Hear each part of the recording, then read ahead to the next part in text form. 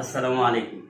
আমার হাতে যে সবজিটি আপনারা দেখছেন এটি হলো বিটরুট, যার বৈজ্ঞানিক নাম হলো ভিটা ভুলগারিস। এটি প্রথম উৎপত্তিস্থল ইউরোপের ভূমধ্যসাগরীয় উপকূলীয় অঞ্চলে। তখন রোমানরা এর পাতাকে ভোজ্য হিসেবে ব্যবহার করত। পরবর্তীতে দক্ষিণ এশিয়ার বিভিন্ন কান্ট্রিতে এই বিটরুট ছড়িয়ে পড়ে। বাংলাদেশে 2002 সালে গাইবান্ধা, কুমিল্লা এবং নীলফামারীতে এই বিটরুটের বাণিজ্যিক চাষ শুরু হয়। এই বিটরুট বাংলাদেশের চিকিৎসকরা সুপারফুড হিসেবে আখ্যায়িত করেছেন।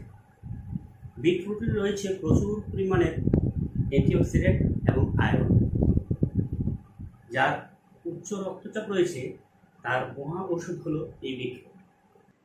বাংলাদেশের অভিজাত শ্রেণীর বিয়ের অনুষ্ঠানে ফলের সালাদ হিসেবে এই বিটরুট ব্যবহার করা হয়। বাংলাদেশে শালগম, গাজর এবং মূলার চাষ পদ্ধতির মতো এই বিটরুটের চাষ পদ্ধতি, বিশেষ করে শীতকালীন সবজি হিসাবে এই বিটরুট ব্যবহার করা হয়। তবে বিটরুটের চাহিদা অতিরিক্ত হওয়ার কারণে এর মূল্য একটু বেশি। বিটরুট দুই পদ্ধতিতে খাওয়া যায়, সবজি হিসেবে ব্যবহার করা যায় এবং সালাদ হিসেবে ব্যবহার করা যায়। আধুনিক পদ্ধতিতে বিটরুটকে পাউডার হিসেবে, সুপারফুড হিসেবে ব্যবহার করছে চিকিৎসকরা। অর্থাৎ উচ্চ রক্তচাপ কমানোর ক্ষেত্রে এই বিটরুটের পাউডারের ভূমিকা অপরিসীম। বিটরুট কাঁচা খাওয়া উপকারিতা অনেক,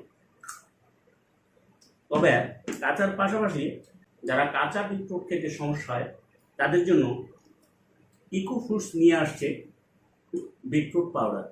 এটি 1 চামচ 1 গ্লাস পানিতে মিশ্রিত করে যদি খালি পেটে 1 গ্লাস বিটরুটের পানি খাওয়া যায়, তাহলে তার উচ্চ রক্তচাপের যে সমস্যা, সেই সমস্যা থেকে সে নিরসন পায়। আমি নিয়মিত বিটরুট পাউডার খাই এবং মাঝে মাঝে আমি কাঁচা বিটরুটও খেয়ে থাকি। তো আপনারা কে কোনভাবে বিটরুট ব্যবহার করেন কমেন্টসে জানাবেন। অসংখ্য ধন্যবাদ। আসসালামু আলাইকুম।